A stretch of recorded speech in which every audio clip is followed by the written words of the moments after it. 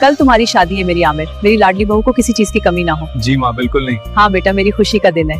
मेरी बहू तुम कितनी खूबसूरत लग रही हो। अरे थोड़ी नहीं, मुझे मेरा रूम दिखा दे। जी बिल्कुल, चलो। उम्मी ने मेरा इस्तकबाल इसलिए नहीं किया क्योंकि मैं गरीब हूँ। ऐसी बात नहीं है, इनके सर में दर्द था इसलिए वो कमरे में चली गई। बेटा जाओ, जाकर आराम करो, शाम को अपनी उम्मी के घर चली जाना। मेरा मना क्या देख रही हो, जाओ जाकर खाना तैयार करो, मेरे बेटे घर आने वाले होंगे।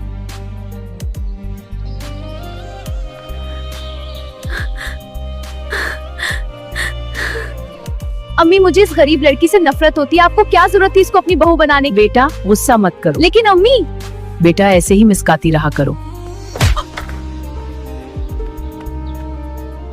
ये ले बेटी, तेरी मोहब्बत के लिए ये महंगा जोड़ा। देते रहिए, इतना अच्छा जोड़ा।